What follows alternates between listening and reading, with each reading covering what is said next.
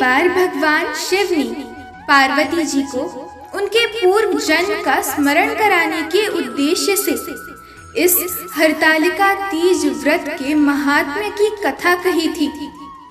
श्री भोले शंकर बोले, हे गौरी, पर्वतराज हिमालय पर स्थित गंगा के तट पर तुमने अपनी बाल्यावस्था में 12 वर्षों तक अधोमुखी होकर तप किया था।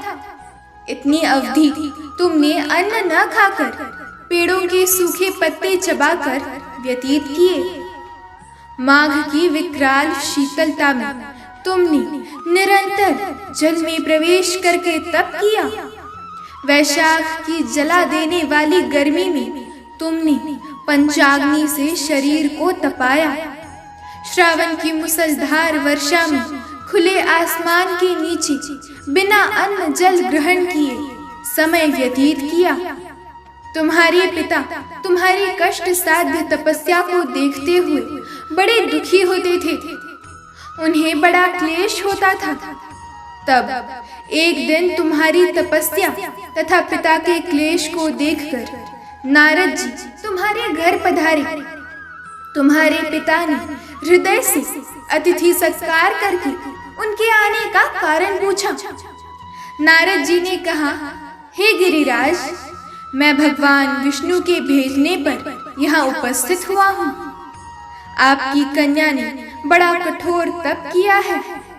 इससे प्रसन्न होकर वे आपकी सुपुत्री से विवाह करना चाहते हैं। इस संदर्भ में आपकी राय जानना चाहता हूँ मैं। नारद जी की बात सुनकर गिरिराज गदगद हो उठे।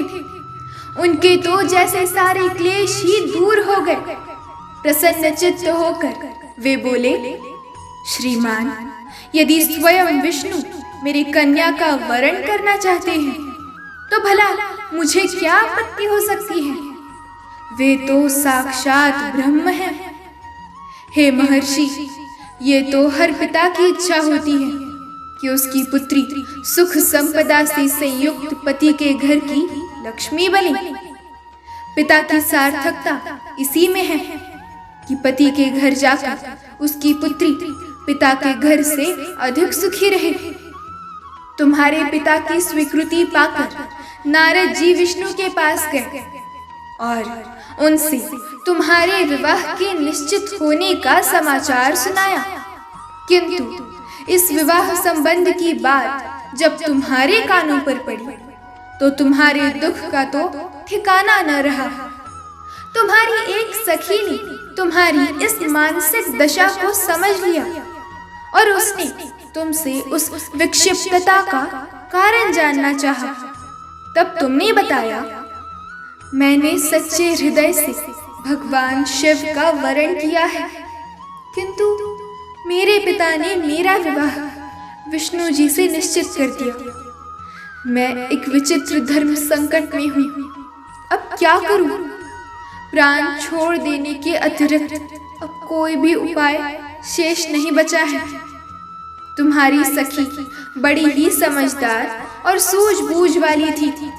उसने कहा, सखी, प्राण त्यागने का इसमें कारण ही क्या है? संकट के समय धैर्य से काम लेना चाहिए। नारी के जीवन की सार्थकता इसी में है कि पति रूप में हृदय से जिसे एक बार स्वीकार कर लिया, जीवन पर्यंत उसी से निर्वाह करे। सच्ची आस्था और एक निष्ठा के समक्ष तो ईश्वर को भी समर्पण करना पड़ता है।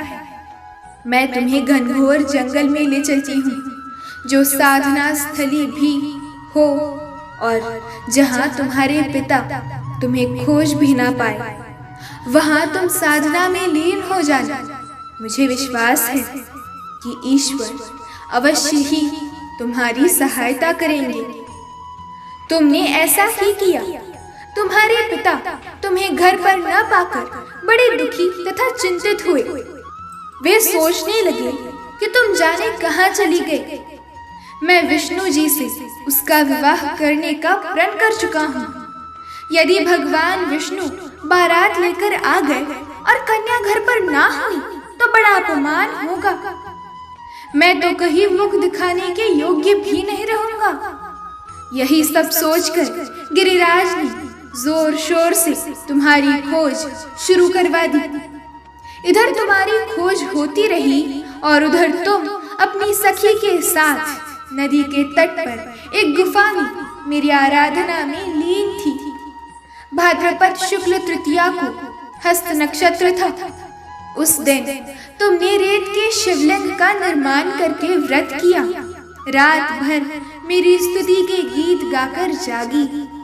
तुम्हारी इस कष्ट साध्य तपस्या के प्रभाव से मेरा आसन डोलने लगा, मेरी समाधि टूट गई।